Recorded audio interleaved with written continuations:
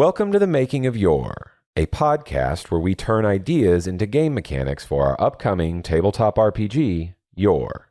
If you'd like to stay up to date on the developments of YOR, head over to our Discord. Link is in the description. Episode 12. We actually just did pre-alpha. Yeah, we played our first game. Yeah, that was really cool. We discovered that it works. We discovered that it has things we can make better, which we'll talk about in this episode. But it worked. We got through a session and we didn't like sit there scratching our heads. We pulled a whole ass game out of our butts. Yes. It took a long time. It was way in there, but we found it. Mm-hmm. Way up deep in that butt. There was a game. But we have the game now.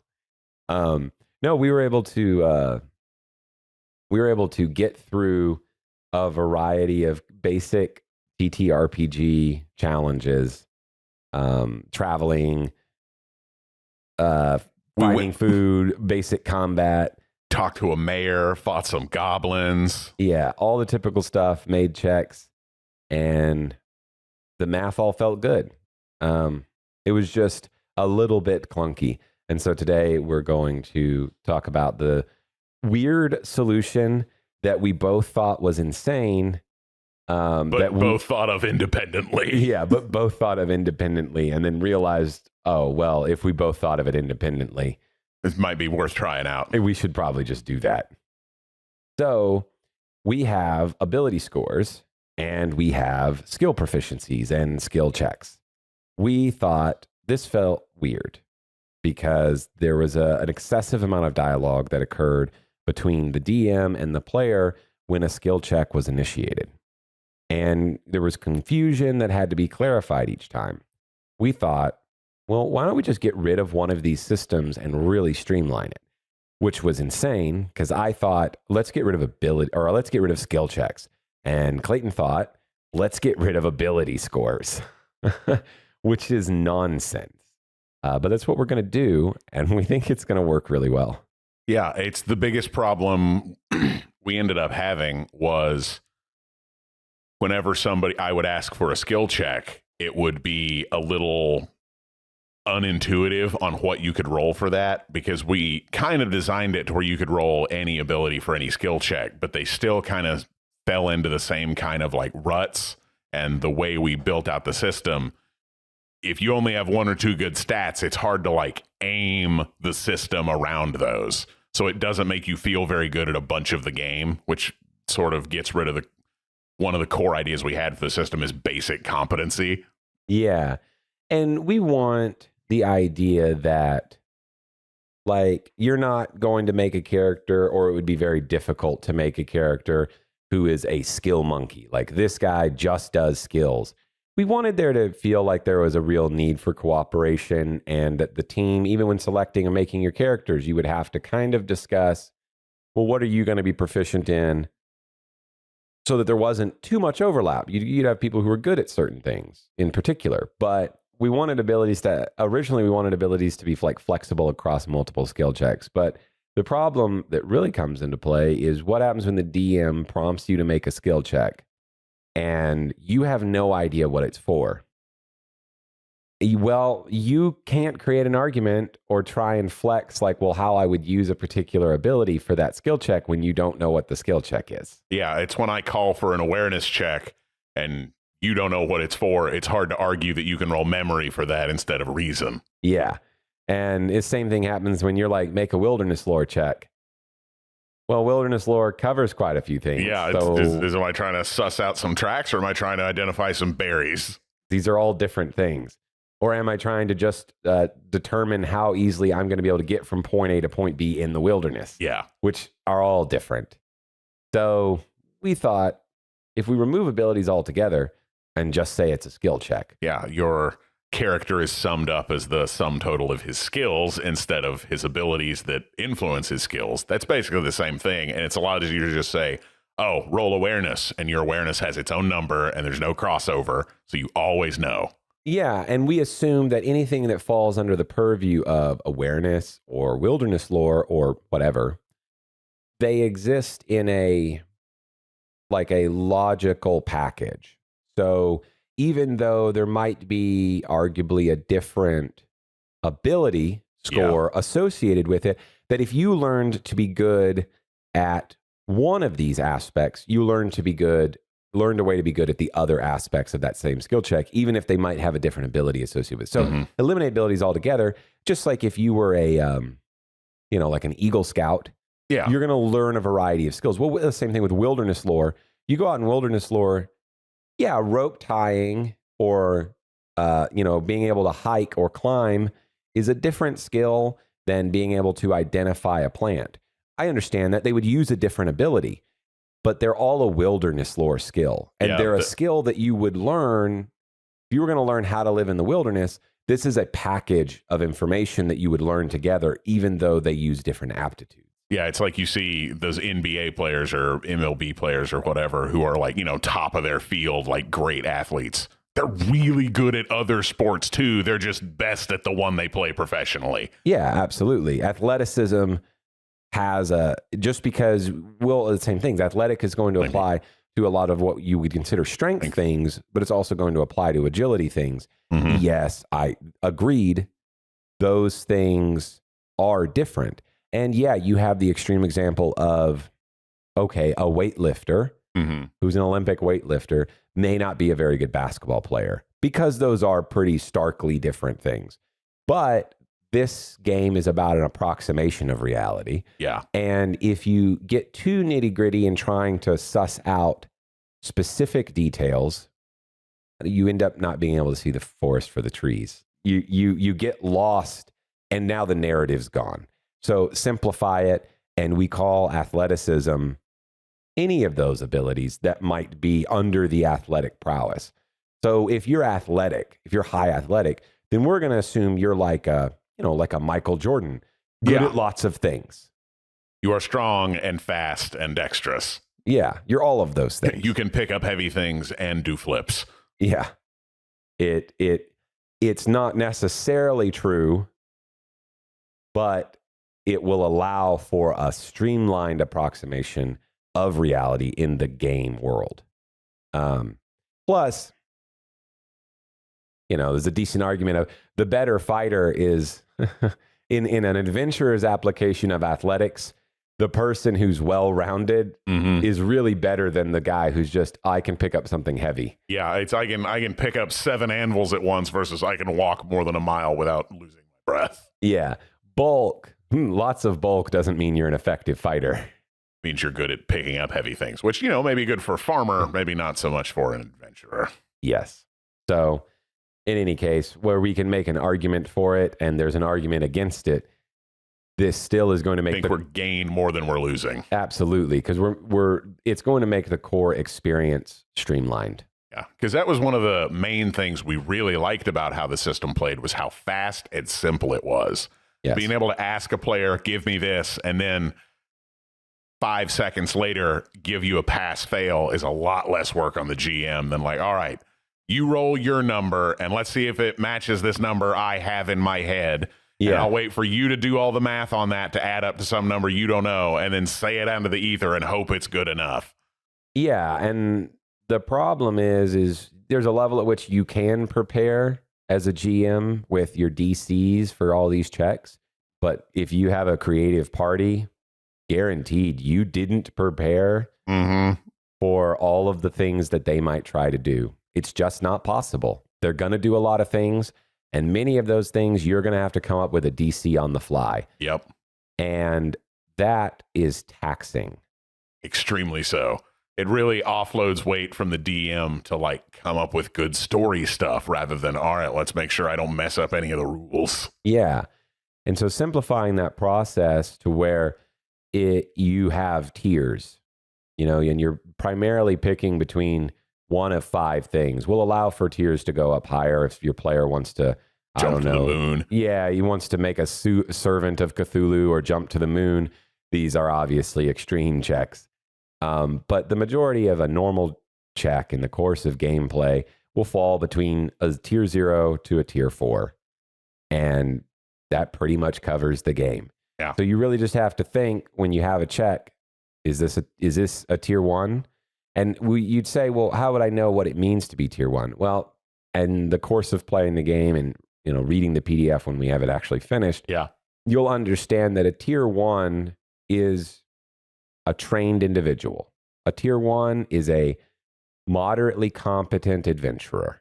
That's tier 1. And so you say, is this something that a moderately competent adventurer should be able to do or could be able to do? Okay, that's tier 1. And you move all the way up to tier 4, which is extreme, like outrageous. These are superhumans. Like, tear a bank vault off its hinges. Yeah, would this be hard for Captain America to do? Is this a physical task that would be difficult for him? Is this something you would send Darth Vader to accomplish? Yeah. I wouldn't necessarily say that tier 4 is going to be a representation of like Superman or the Hulk. Yeah, they're in tier 5 territory. Yeah, that's pushing like some really extreme stuff. But what you think of as superhuman. Yeah, Master Chief, Darth Vader. Yeah. Like extreme, just outside, just fringing outside of reality capabilities. That's what tier 4 is. And the other tiers exist between moderately competent and pushing the realm of reality. Anyway, so we are going to wipe out ability scores. We're going to reassign the original stat array, which was going to exist in ability scores, onto skill checks. Mm-hmm. So you'll pick a stat array, you'll put it into a skill. You'll plug those into your different skills. Yes. And you can plug them in any way you want to across any skills. At least this is where we're going to start. Yeah. Our initial plan. So no matter what class you pick, you will still operate with class skills and what we're either calling cross class or outside of class, something like that skills. Now, of course, the expert, all skills are a class skill, but the other 3 have class specific skills. And so you'll initially plug in the array numbers wherever you want. And then you will, as you gain new skill points, however mechanism, which there might be a variety of mechanisms that we use for that, it will be easier for you to advance in your class skills and more difficult for you to advance in your cross-class skills. But, if you want to be like a mystic who's strong, even though athletics isn't a cross skill or in the class skill, at the beginning, you can pick it as one of your high stats. You may never really advance it beyond that, but you'll be pretty good. Yeah, you can pick Savant and put 14 in athletics and just bump up your mystic skills as you go along because they're easy to improve, but you've still got a 75% chance of success on your athletic stuff, even though you're not particularly good at improving that with your class. And, what kind of character archetype is that? Yeah, that's the big brute who wanted to be smart guy. Yeah. So he's strong, but he's trying to get smarter, not stronger. Yeah, ex-gangster who went to college. Yeah. So if you want to pick like that form of competency, you're gaining skill in your class as you go. And so you're improving at what that class is intended to improve at. But if you are but that doesn't mean that you don't get to choose what kind of aptitude that person had before they started the journey in advancing in a particular class.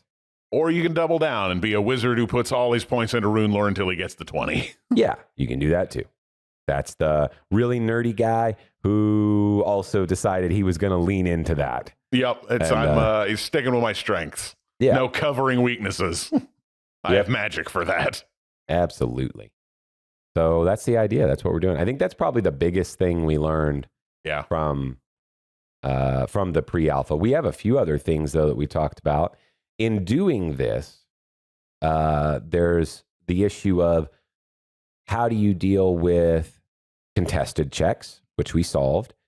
We'll talk about that in a minute. And the other thing we came up with was, well, how do you deal with like saving? Like if someone casts a spell, somebody tries to do something to you, in a way that you can't really thwart. Yeah, if you get like a fireball or someone's trying to mentally invade you step on a fake plate on the floor that tries to drop you into a big hole. Yeah, how do you make saves against effects that would harm your body or mind? So we're going to do a body stat and a mind stat. Those are purely defensive ways for you to check and see how easy it is to do stuff to you. Mm-hmm. They're just like a representation of your inherent resilience of mind and body. Yeah, somebody tries to poison you, you got to roll under your body. Somebody tries to whammy you and control you and make you kill your friends, you got to roll against your mind. Yep. And that was about the only thing that we thought this can't be covered with skills. Yeah. And even if you did, it would become imbalanced because those skills are automatically better than all the others. Yeah, exactly. Because the other ones aren't defensive in nature. Yes.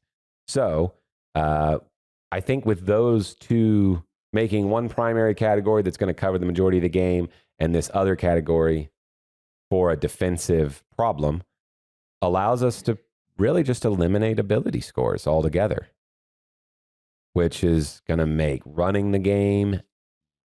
Oh, man. And it was easy to begin with. I think it's going to be clear and simple, and we're only going to need like 6 real rules that everybody's got to remember. Mm-hmm. It's also going to make character creation simpler. Oh, yeah. Yeah. Pick the stat and your skills at the same time. Yep. All comes together real quick. Here's your proficiencies. Put your bonuses where you want them. Ready to roll. Yep. Excited about it. Oh, yeah. Contested checks. Yeah. So we kept going back and forth on contested checks. And we decided that it will work like a normal check, but the tier of the contested check will just be determined by the tier of the person you're contesting. Your opponent in the contest. So if you're a tier 2 and you're trying to grapple a tier 3 wizard, you're rolling a tier 3 check and he's rolling a tier 2 check. So you have disadvantage and he has advantage. Yes. Doesn't change. Now, you still have a really good shot at succeeding. Let's say you have a 14 in the stat and he's got a 5 in the stat. Well, he does have advantage, but he's still got to roll below a 5. And you have disadvantage, but you're trying to roll under a 14. So it means that even though this is someone who is more generally competent than you, you have a decent shot at succeeding. And now we'll have to deal with, obviously, there's 4 potential states of double success, double failure, and either or. We'll have to come up with something that solves that. But for now, we think this is the right track. Yeah, that's the plan. And then, of course, if it's 2 tiers above, it's same thing as normal skill challenge. Auto fail, auto success. Exactly. And so you'd say, well, what about the tier 2 fighter versus a wizard who's tier 4? Why is it auto failure? Well, that's a tier 4 wizard. Even though they may not be good at athletics particularly, we assume that they're over the course of his career. Somebody's tried to grapple this tier 4 wizard and he's got tricks up his sleeve. It's hard to just do stuff to him. Yeah. You want to do that as a tier 2 fighter, you got to spend a hero point so you can be a hero and slip through his guard and try and take him down. Yeah. And now you're back to, you were a tier 2 fighter and you had 16 points in strength. Well, you're going to roll against a 16 with disadvantage. And he's going to roll against his 5 with advantage. You actually have a better chance of succeeding than he does, even though he's 2 tiers above you. So hero points. Hero points, they're so cool. They love really them. are. So excited. Which is weird because in our pre-alpha session, and I was a player, I still forgot to use my hero point. Just nonsense. But I was, the game had so much going on. Yeah, we were all trying to figure it out. And it was, I was shocked at how valuable the pre-alpha session was. No virgin does great their first time. Yeah, I guess that applies. The game was fun. We had a good time. We didn't spend, for a pre-alpha game, we didn't spend an exceeding amount of time trying to figure rules out. Yeah. It was a little bit. For a game literally nobody's ever played before. But it wasn't too bad. And this change, I think, will make the next session a whole lot better. Yeah. And I cannot stress enough how fun and easy it was to DM this game. Yeah. When you were talking to me about not having to think about DCs, because I always feel like in game, that's the most stressful thing. You prep story before or something like that, or you prep a framework. A lot of times both of us do that. Just have an idea of what's going to happen and kind of like, I know they're going to go here and then this guy's going to be there and I'm going to make them talk to that guy somehow.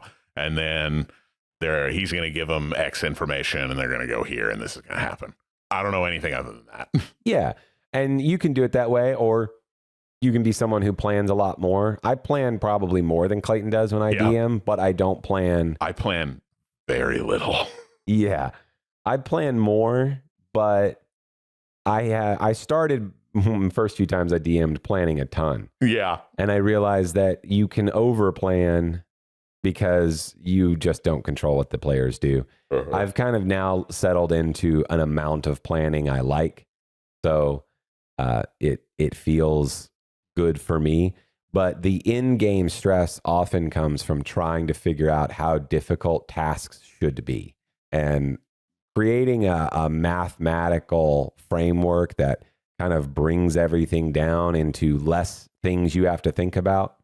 And, we give a little bit of granularity in that you can do a tier 2 plus or minus 1. We're keeping that mechanic, which we talked about.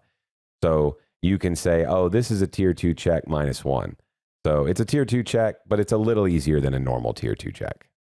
Yeah, there's a little bit of variance. Like if you want to take the help action, what it's probably going to do is apply a -1 if you just say I aid. And if you really want to come up with a cool scenario on exactly how you help and it seems particularly effective, then it's twice as good for a -2. Yeah, exactly. So the aid will let you do that, which is cool. And then I think we had talked about even adding a further thing that you could potentially reduce it in some way. Yeah, spend a hero point if you really want to be helpful and reduce it by an entire tier. Yeah, you could spend a hero point and reduce it by a tier. You are the world's greatest sidekick. Yeah, or at least willing to invest your capacity as a hero. Yeah, I think we'll probably do that. We talked about some other ideas, even maybe having that player make a skill check to try and accomplish some unique task they're trying to do. And if they accomplish it, it might reduce it by a tier. Yeah. We have a few things to play with there in being able to do that kind of adjustments. A little bit of interactivity with the skill system for that collaborative kind of experience. But in general, most skill checks will be just you're tier 1, here's a tier 1 check. Yeah. And those should be your typical adventuring checks, or just checks equal to their tier. Yeah, that's going to be 80-85% of what you roll. Yeah. If you really want them to succeed, make it a tier 0 check. Yeah, 10% of those are going to be tier 0 checks. If you want it to be really hard, or they've asked to do something hard, generally just make it a tier 2. Unless it's ridiculous.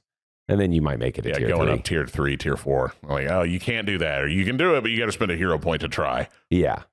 You can't just do this base. You got to be a little extra cool right now. Yeah. Exactly. So pumped about all that. So do you really want the discount from the shopkeeper, or do you want to save it for the boss you're going to have to fight in an hour? For sure. I really, I don't think we're currently going to have hero points playing into combat very often. Yeah. I mean, insofar as you make skill checks in combat. Yeah, but when you other than that, they're probably not going to be super useful unless we come up with something cool for our success pool that we haven't really fleshed out yet. Yeah. I like hero points being, we'd actually talked about a system in tier 2 that might use it in combat, the hero points, the whole heightened thing. Oh, yeah. For certain abilities would be this is how the ability works. And then there's this combat pool we'll build, and you might be able to use a hero point to enhance the ability instead. Yeah. Yeah.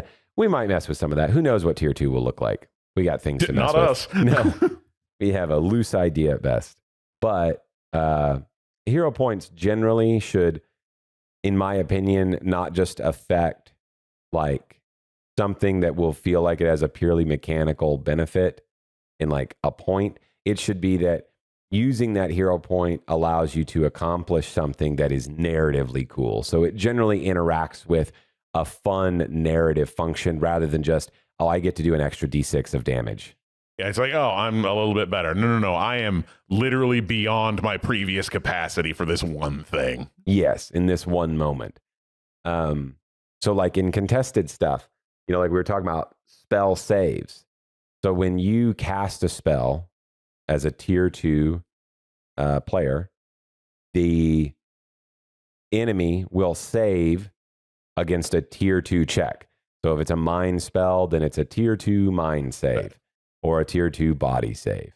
However, if you spend a hero point when you cast it, then you can now, they'll have to save against a tier 3 save.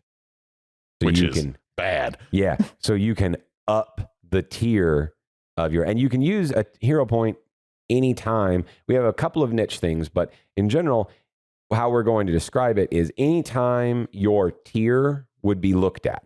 So anytime your tier would be checked for something, you can spend a hero point to, in that moment, be seen as a tier higher. And so when any skill check is made, your tier is checked, because the check might be a tier 1. And then it's like, oh, it's a tier 1 check. Okay, well, what tier are you? Because that's going to determine how difficult the roll is. That's the moment it's checked. And when that happens, you can say, I'm going to spend a hero point to be a tier higher.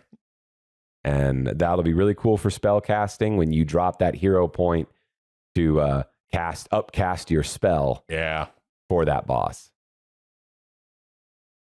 Hero points are so cool, y'all. Mm-hmm.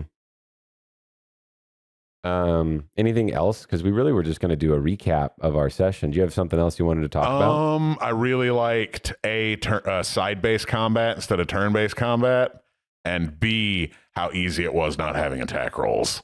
Oh my gosh, not having attack rolls felt great. And it is a sketchy thing to build a system without attack rolls. Yeah, it felt so weird, like being naked in public. Yeah, it is. You really feel like, oh man, this either is going to be pointless combat that feels like we're just rolling over them, or I'm just going to wipe the party. And I don't know which is going to happen. Yeah, it's just going to go either way. But it felt like a really fast and easy D&D combat. Yeah, one of our players almost went down. The other players were fine. That's how it went, which is not uncommon in D&D, that one guy gets messed up. Yeah, the wizard got fucked up because he was too close to the front line, and the guys who were in armor with lots of HP were more fine. Yeah, I do think, and we discussed this, I think we want to remove the resilient property from armor. Like that extra 1DR at first level is just auto pick. It's going to have to go into a magic property instead of a mundane property. Agreed. I think it... Because I still like it, but it needs to be a thing like an artificer or a magic enhancer gives to an item instead of just, it's extra thick. Yeah, if you can just pick it at level 1, then you're always going to pick it. Mm-hmm. And while I think, even though on a lot of things statistically mages feel weak, they are not. No, there's a lot of power. Our mage player was pumping out the damage. Yeah, way more damage than anyone else. So I don't think there's a need to buff what they're doing, but I do think that the tankiness of that extra DR was a little much. And now if we remove it and we say, oh, they need it back, then I say what we do is we just say that having armor proficiency means you have 2 DR instead of 1. Now, what just came to me, what if we do that same thing but with shields? Maybe shields can have a resilient property. No, because I think you're in the same boat. I think it depends on what we make a shield do. Agreed, but here's what I'm saying. If we think that resilient should be in the game and it's not unbalanced for people to have that much DR, let's just put it that way. If we don't think it's unbalanced for a person to have 3 DR, so 2 from their armor and like 1 from their shield. Then we just put 2 DR on armor at tier 1 and just call it done. Oh, okay. And I see what you're talking about. Make the choice of what your properties are something else. Only because if that's a choice of your property, you're always going to take it. Yeah. Just make it standard on all armor as 1 DR, and then your proficiency increases it by that number. Yeah. Just say, boom, you have it. You have the same number. And maybe that's what we'll do. I say we take it away for now. Mm-hmm. We see if that means that they're too weak. And if we want to add it back it just is part of the rules and isn't a choice, because it just becomes a tax. And that falls into that category of like, well, if you chose not to take the 1 extra DR, you're penalized. Yeah, you've made a bad choice. Everyone else is tankier. And we don't want trap options. Yeah. So best in this case, where we do like everything to be cool, in this case, we should actually remove the strongest feature and let the others exist in their like because they're all more interesting and cool. Yeah, they're all like, you can sleep in this armor, or it's got spikes on it, or it's quieter so you can stealth easier. Yeah, they all have like something that's more interactable rather than just here's a 1 point number bonus. And to be honest, it's such a valuable point that you should always pick it. Yeah, it's at first level or at first tier, that extra 1 DR is really helpful. Yeah, just noticeably better. So we'll remove that and see how the next game treats us. Yeah, the next iteration. Yeah. But other than that, those are the only things I really see that we have to change right now. I mean, the change of our removing ability scores and changing how skills work means that a few of the things we wrote will need to rephrase. Yeah. Because there aren't ability scores anymore. Yeah, they said this doesn't apply to a thing we have in the game anymore. Yeah. So we'll need to go through and rephrase a few things we've already written.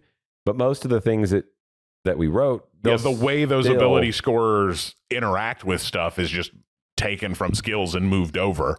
So all those rules should apply the same. They're just going to have different language about them because they don't use fortitude or will anymore. Well, and now everything is tiers, control advantage. So advantage on your rolls or disadvantage on your roll, either one, is kind of a core mechanic. So I'm thinking that we wrote some stuff that says it would give you advantage on X roll. And I think a lot of that we might change. Yeah, we'll go back into like you're treated as a tier higher or something like that. You get a flat number increase.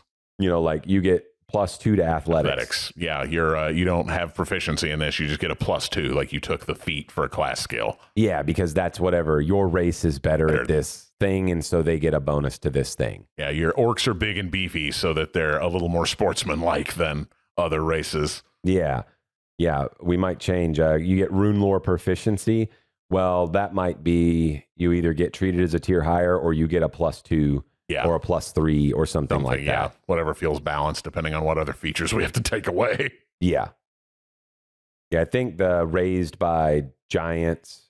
Yeah, giant heritage is rune lore proficiency. And I love that, like, splitting up like who you're raised by thing into a separate category because everybody wants to play the species raised by other species trope. Mm-hmm. Yeah, I think a lot of people it's just being part of character creation. Oh, yeah, I think it's really cool. In this case, 2 of us are species raised by the species we are. Yeah. But we do have one that is raised by a different species. Yeah, good old twerking saggy bottom. Twerking sag bottom, I think. Sag bottom? Yeah, twerking sag bottoms.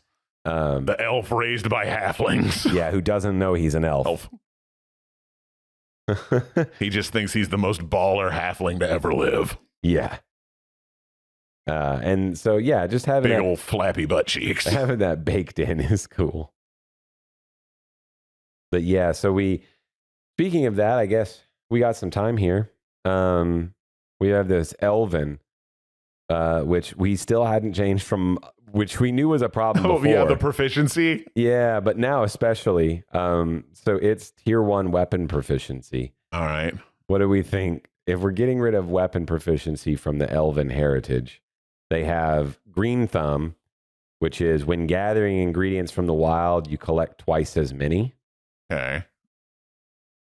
Somehow they got awareness proficiency, wasn't it? Was that from their race? The race gets awareness proficiency. Okay. Being an elf gets awareness proficiency, and then being a high elf gets you a cantrip. Which is a lot. They get more than probably anyone else. They also have 3 HP. Yeah, they have the lowest HP. So they got their coolness from their hit points. Yeah, that's how they got nerfed. Mm-hmm. Was how squishy, which is why our wizard almost died. Yeah, exactly. But man, does he do magic? Yeah, he do. +1 damage on cantrips on Elven heritage. Yeah. Maybe lean into is magic. Yeah, that would also incentivize them to like pick up a feat that gave them a cantrip. Yeah, because if you're playing an elf that isn't a magus, but you could pick the race and raised by get a cantrip and then be a fighter. Yeah, and your cantrip does one. Yeah, and a 1d8 +1 plus a d4 from your cleric buddy or your mystic buddy. Yeah. Okay, let's Better do than a crossbow. for sure. Yeah, +1 damage on cantrips. Okay, let's do that for now. I I like may come that. up with a better idea, but that seems quick and easy. Yeah. So should orcs be +1 damage on melee weapons? Because they were the other one with a weapon proficiency. What do you think about advantage on melee weapon rolls? What does that mean? They get to roll the twice and damage? take the better one on Advantage damage. on the damage roll. Yeah. That's Is that too much? is that more? That's more than a +1, isn't it? I don't know. I know On it a works on a D6? D20 goes up to Oh, half the number. maybe it's not advantage. Maybe it's you can re-roll if you roll a 1. Yeah, I don't hate that. It's kind of like how the Great Weapon Master thing kind of worked. Yeah. If you roll What about exploding? Is this for Orc Heritage or for heritage, Heritage? this is raised Okay. by. So this does play more into Yeah, let's say reroll skill. ones on damage. yeah on all weapon damage rolls or Melee just damage. melee. That's what Yeah. I was thinking. I don't really want to provide many buffs to archers because archers are going to be good. Yeah. Don't get it. Make no bones about it. Archery What will about be good. non-projectile weapons? Oh, so if you Throw it. Yes. Okay, yeah. I planned on having their similarity because I like throwing, and I think Mhm. throwing is so bad. Oh, God, Normally- it's terrible everywhere. But it's so cool all the time. It's always cool. You always want to be the person throwing a javelin, but it always feels Yeah, bad. I would like to be able to kill one guy and then throw that axe and kill another guy. Exactly. Okay, so Orcish Heritage, you re-roll ones on non-projectile weapon damage rolls. Yeah. And then do we want to leave They probably reroll once. Oh, yes. Yeah, you can't keep Yeah, you roll like 8 ones in a row. That's not how that works. Yeah. Must keep the new result. Yeah. Yeah, I'll end up writing that better, but that agreed. You can only that's what I was thinking. I just didn't write. Cool. Yeah. I just want to make it clear for Jason when he asks. Yeah. Well, he's not raised by an orc, but agreed. No, that has to happen. Okay, so shit talk is the other feature. We want to keep that. We might have to.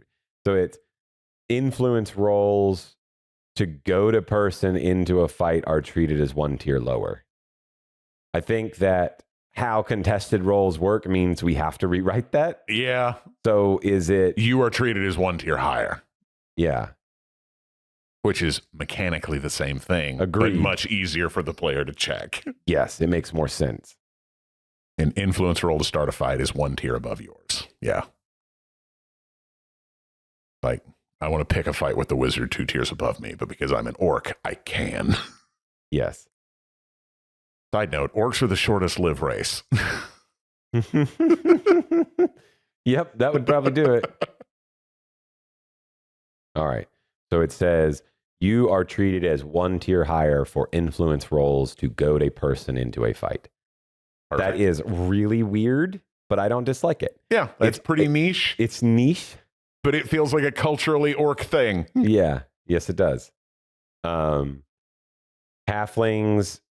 is just stealth proficiency. Yeah, so that's just +2 finesse Yeah, because we were thinking, or subterfuge. yeah. Maybe either or. Okay. So rune lore proficiency, what's that going to give us? +2 rune lore. Okay. You're just 10% better at those. Okay. So raised by halflings. I think probably just a +2 either or. Yeah, like +2 to either finesse or subterfuge. Yeah. I don't know that I want to. I mean, it could be that you have. I don't know the best way to write it, but it could be that you have +2 to, like, you could do 1 and 1. Yeah. Because the concept would be that halfling culture is kind of good at hiding. Yeah, we could do +1 to subterfuge, +1 to finesse, and just We could just break it up. Yeah. And say that it's +1 to both. 2 instead of +2 to 1. Yeah. debating whether or not giving them the granularity to choose. Do they want +2 to 1 or the other? I feel like But just simplify it. I think +1 to both. And if it becomes a problem, we can add some language in there later. But yeah, because that's essentially 5% better at 2 separate skill checks that now cover a lot more because you're getting to choose subterfuge and stealth, and subterfuge actually covers like lying and code breaking and lying and like things that are beyond being sneaky. Yeah. Like Bilbo. Yeah, like Bilbo. Map deciphering. Humans get general knowledge proficiency, so +2 to general knowledge. Yep. We should probably also change the humans +1 ability point to +2 to any skill. Or, well, that makes them not as good as experts. Maybe +1 to any skill, and this skill is treated as a class skill, or just +2. That is interesting. I think it should be treated as a class skill is really cool. Yeah. It also kind of makes me think that But that also makes it a terrible pick for experts. It does. Maybe you can maybe it's another either or. You can make any new skill a class skill, or you can add +2 to a class skill. No, that is interesting. Let's start with it simple and just say it's +2. All right. And not worry about the other thing. I mean, we could do both. What do you mean? Humans get +2 ability, and that skill is a class skill. Yeah, I mean, it wouldn't deter an expert from picking human. Yeah, because he's got all those anyway, but he'd still get +2. He's still getting an additional +2. And, so if you're optimizing to have the highest skill check, you are having to deal with like a little bit of lost stat, which I don't mind because, I almost want there to be like a slight punishment to min-maxing. Yeah. Like not really significant. Like, there are mins to your maxing. Yeah. We're minorly going to hamper you from min-maxing. Your thing, savant. Yeah. Look, man, I love the whole... Man, those 3 arrays we've got are top notch. They're so evocative of what that character will be good at. Yes. I love the way that they work. And, man, I had the tendency to be a power gamer. So I get it. But I also want this to make it to you got to do it right. You got to do it right. And I want this game to resolve with a power gamer can play with a completely casual player, and they don't feel like there's a big gap between the capacity of their characters. That's what I want. Yeah, they both have a good time. Yeah. And too often, power gamers resolve in... If we make it easy to optimize on accident, then everybody has a good time. Yeah, agreed. I think this might make, we'll see what we do. I don't know, though. I guess it's really not that bad. When I compare it to the high elf, getting a cantrip, and I guess he'll get +2 to awareness instead of awareness proficiency. Yeah. +2 to awareness, a climb speed, and a cantrip. Kind of like... Yeah, it feels right for human. Like elf already feels real good. What does the other half of human get? Because we have them broken up into half races. Yeah, so pure human currently has advantage on saving throws against mortal wounds and has additional hero points equal to half their tier rounded up. All right. So they'll start with 1 at tier 3. This was the thing that I was talking about that I had wrote that clarified rounding up. Yeah. Our game rounds down except for this. That way you would have 1 point at tier 1 and 2, 2 hero points at tier 3 and 4. Okay. You can still only spend 1 at a time. I thought about this, and I had written it like this because I thought 4 hero points at tier 4 is too many hero points. Think so? I think so. I think 4 is too many. When everyone else is interacting with, I think it would mean that, you could argue maybe humans were like a little suboptimal compared to some others. I think in that case, we should just do, you get 2 hero points a day instead of 1, or per session instead of 1. I feel like that's... Then you get to use it the whole game. Yeah, you just get it from the start. Okay, I'm fine with that. I think that's great. That's better than one exception on rounding up, I think. I think you're right. I agree with you. I just think 4 was too many. Yeah. I think 4 is a lot. If you think of a single gaming session and you're going to use 4 hero points, like that feels like you're going to, your race will cause you to, your race choice has caused you to, at in game, potentially be like the dominant member of your play group because of your race choice. And that feels like too much power. Many sessions ago. That's not good. Yeah. No, I think we just give them 2 as at the the start. As the only person in our group playing a human, I think that's Half too human. much. Oh, sure. I wouldn't get this feature anyway because it's only the pure human. But still. Yeah. Cool. Love it. Hell yeah. And then it says you may still only use 1 hero point at a time. Yeah. Can't double them up to get up to a tier 4. Yeah, you can't be a tier 4 at tier 2. Because that also would be silly. Yeah, this is how I jump to the moon. Be a human.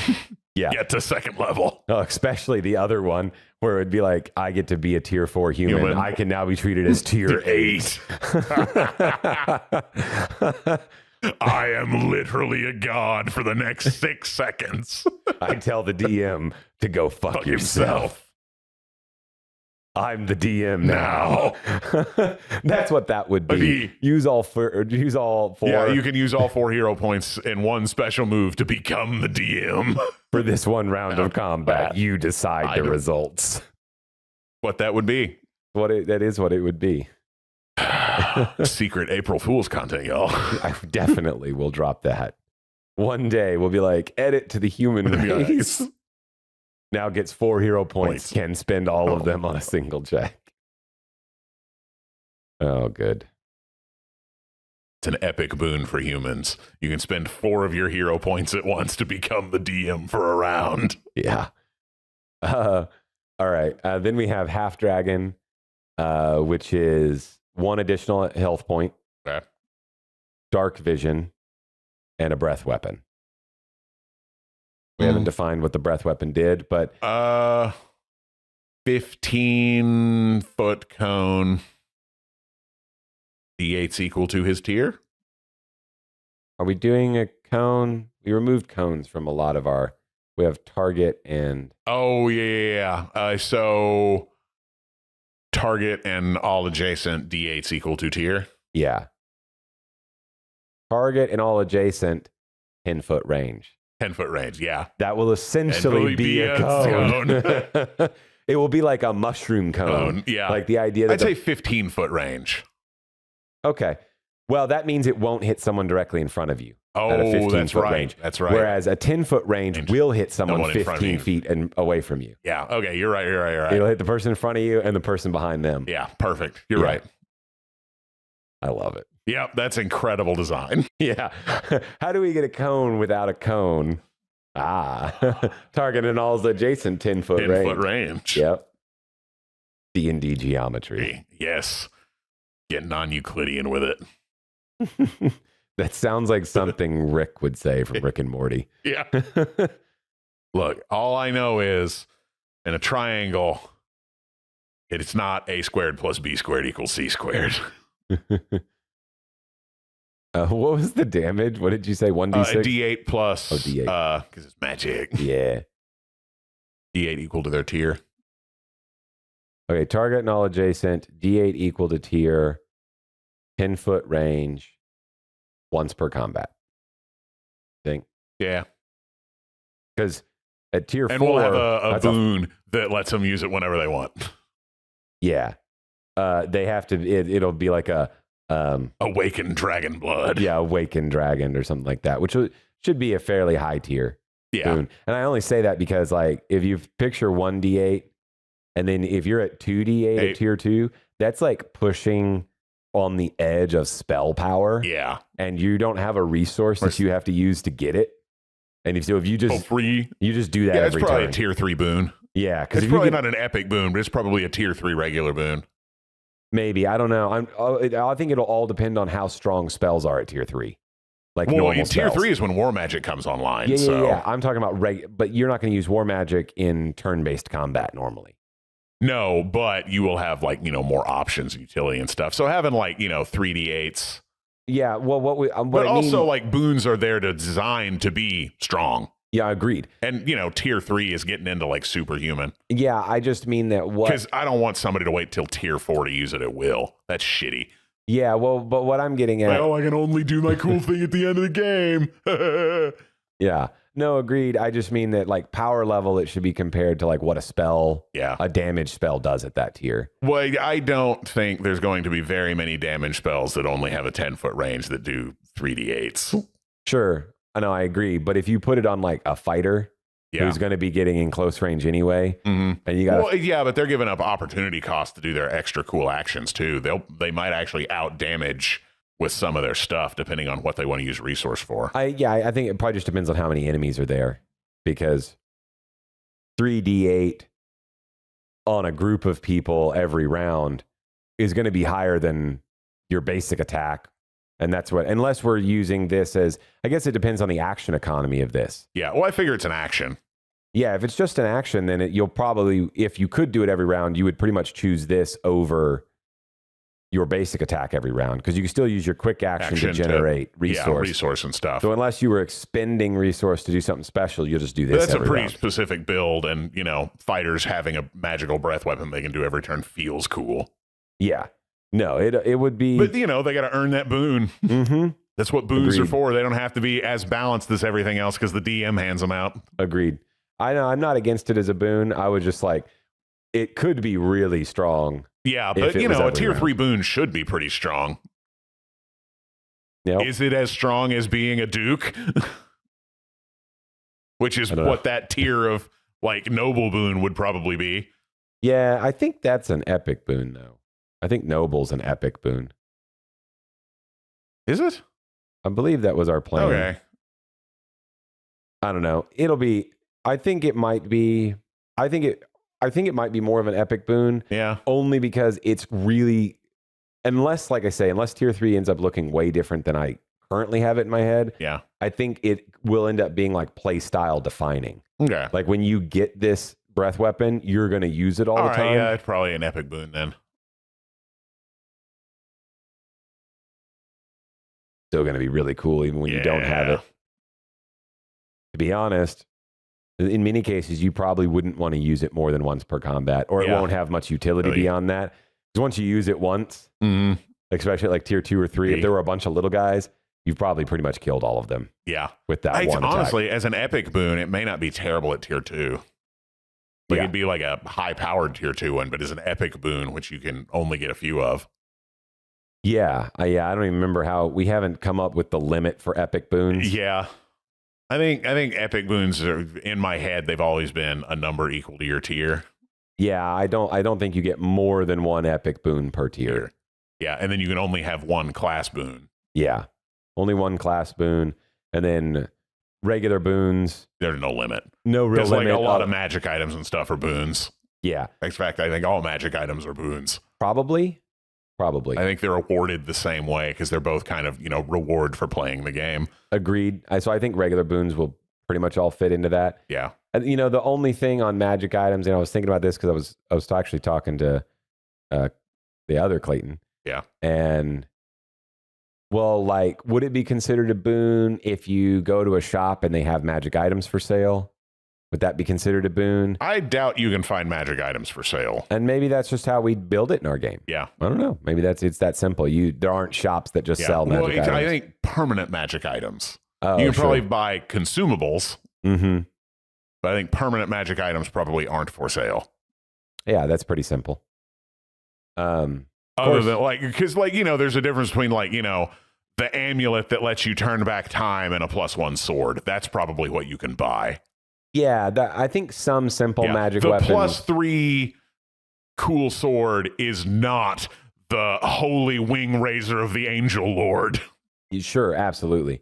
I think, I actually had been thinking about it in this idea of basic magic items that could be constructed by a artificer. Yeah, I'm thinking even like a non-adventurer. Yeah. Like a typical NPC. Yeah, a blacksmith NPC. Yeah, somebody who has the bonuses that would let them be an enchanter type thing. Mm-hmm. I think that kind of magic item wouldn't necessarily be stuff a boon. that fits into like we built the weapons where there's like points that you buy stuff and put them together. Yeah, that wouldn't be a boon. That would just be a magic item that costs something. Yeah. Boon items. Belt of giant strength. Yeah, boon items that give you something really special, or if we end up items that have a name. Yeah, named items, or items that might. We talked about the idea of items that would grow.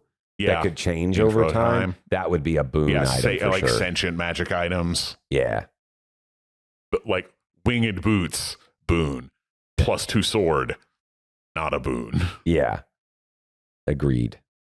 Flaming or whatever, wand of fireballs, boon. Sword that does fire damage, not a boon. Yeah. I don't remember what else I was changing here. We did half dragon. Any other races and stuff we need to? Yeah, that was a really long conversation. Tangent. Yeah. Half elf gets a climb speed, and it says subterfuge proficiency. I feel like we might need to redo this one and make him a little better because he doesn't get any bonus to health. Yeah. He's just getting a climb speed. I will put +2, maybe just dark vision. The half elf have dark vision? Oh, well, regular elves don't have dark vision. Deep elves have dark vision. So, no, then. No. What's a good thing for a half elf to have? You get that +1 cantrip damage. Like the raised by elves? Oh, right. I forgot that's not a...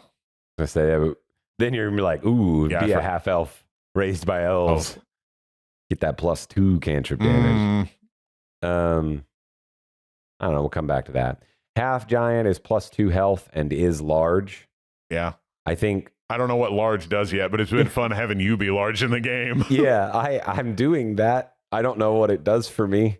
At some point, we should probably come up with a mechanical meaning behind that. Because right now, it's just I get to say, I'm big boy. Yeah. It doesn't do anything. You don't have to ask me if I can reach that. Yeah. Yes, I can get that off the top shelf. At some point, we should come up. Especially this one, seeing it's being used in pre-alpha. Yeah, I'm actually playing it. It's gone live. Yeah. A half elf, subterfuge, climb speed. Maybe +2 influence? No. I don't know. +2 influence for being hot feels right. Yep. And influence is a better skill than subterfuge. Agreed. Yep. Got the hot race. Half elves. Yeah. So they have +2 influence, +2 to anything from being human, a climb speed, compared to an elf who's got 1 less HP, +2 to awareness, a climb speed, and then they pick dark vision or a cantrip. It feels okay. If you're depends on what you're building for. Depends on what you're building for, and if you want more cantrips or not. Yeah. Or if you want that. Yeah. Do you want to blast stuff or do you want to talk to people at parties? Yeah. If you're a half elf mage, and you only want 3 cantrips instead of 4, you can take the blast stuff, 2 other cantrips, and you are going to be, you're going to have a +2 to influence and could also have a +2 to awareness like the elf has. Yeah. Or a +4 to influence because you best talky boy. Yeah. You talk good, bud. Yeah, that is the half elves are the influence master for sure because they can get a +4. That's interesting. Okay. Yep. I'm good for it with the build. And then I think elf feels fine, except for deep elf, dark vision. We may end up having to add something else to them because dark vision weighed against cantrip feels maybe a little weak, but I think we'll just leave it for now and maybe come back to that as a possibility. What was dark elf? Dark elf or deep elf just gets dark vision. And then they get the other stuff that an elf gets. So all elves get +2 to awareness and a climb speed. And then deep elf gets dark vision. High elf gets cantrip. Oh, yeah. And compared to each I other. don't know. How many people get dark vision? Deep elf, dwarf, and half dragon. And probably gnome. I think gnomes have tremor sense, they not just dark get vision. tremor sense. Yeah. That's it. So those 3.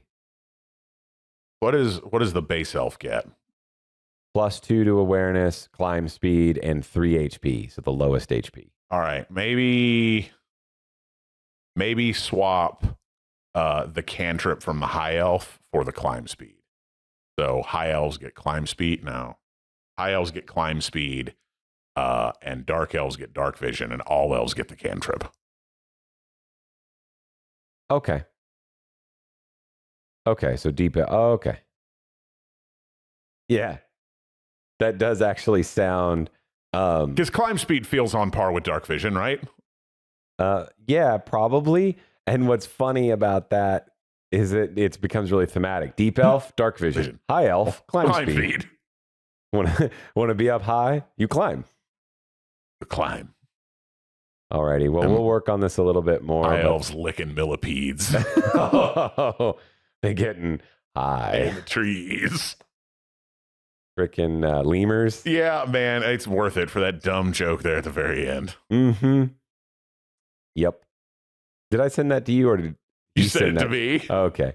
I knew I sent it to him, and he was like, I'm going to talk to Clayton about getting this in the game. And he did. Alrighty. Well, we'll stop there. We will probably go over Dwarf and the other ones. And eventually we have to deal with Automaton and Awakened Plant and Fungus. We probably ought to get to those. We should get to that at some point. But we'll pick back up at Dwarf another time. Sound good to me. Catch you all later.